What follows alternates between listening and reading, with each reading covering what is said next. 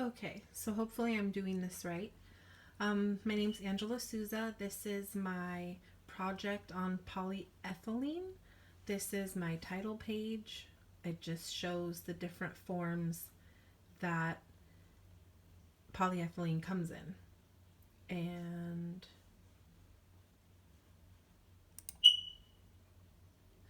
so, what is polyethylene?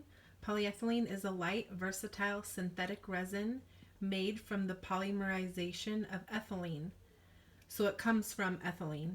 Polyethylene is a member of the important family of polyolefin resins. Hopefully, I said that right. It's the most widely used plastic in the world, being made into products ranging from clear food wrap and shopping bags to detergent bottles and automobile fuel tanks. So basically, anything that we have around us that's plastic, more than likely it's coming from polyethylene. The IUPAC name for polyethylene is polyethylene, which is much easier to pronounce. Polyethylene or polyethylene, abbreviated PE, is the most common plastic in use today. Like I mentioned, it is linear man-made. It's a homopolymer primarily used for packaging.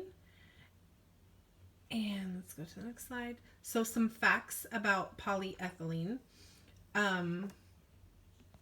Many kinds are known, with the most having the chemical formula C2H4. It's usually a mixture of similar polymers of ethylene with various values. It is by far the most popular thermoplastic commodity used in consumer products, and it is created through the polymerization of ethylene. And then here is some of the properties. The abbreviation is PE, the chemical formula, the density, and the melting point. And then here we have a picture of just hard plastic pipes, which is one of the ways in which polyethylene is used. The next slide is the properties and manufacturing of polyethylene. This picture just shows the process from which it goes from ethylene to polyethylene. Here's the ethylene molecule. Here's the chain of the polyethylene, and then this just kind of shows the process in which it goes, how it happens right here. And then here's another form. These are just like plastic little ball type things, which is made out of polyethylene. Okay, so next I have the polyethylene. This is the polymer, the polymerization. So here's the ethylene, which is the monomer.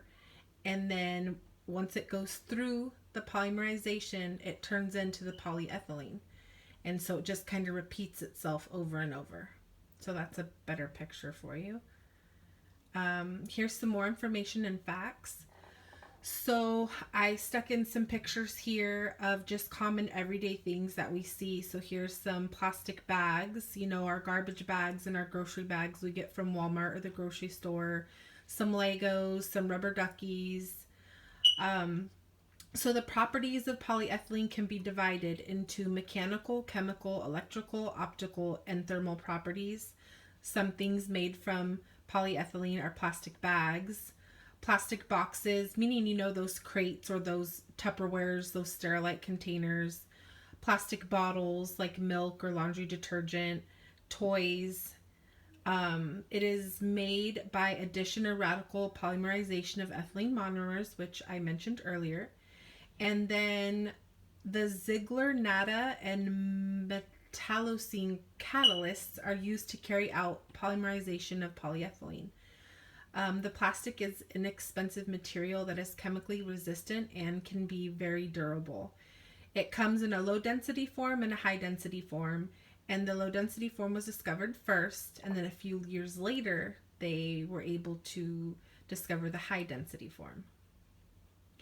So here's the different types. It has several major compounds. The most common are the LDPE, the LLDPE, the HDPE, and the ultra high molecular weight.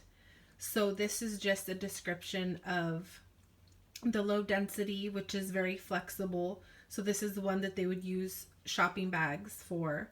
Then you have the linear low density, which is similar, but you can alter it. Here is the other types. You have the high density, which is used with the stiff plastic. So this is what they use for the milk cartons and the laundry detergents.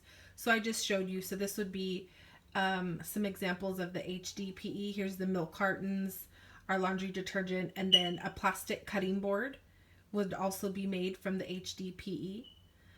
And then there's the ultra high molecular weight polyethylene, which is typically in order of magnitude that it's greater than the HDPE, and it can be spun into threads, and it can sometimes have strengths greater than steel.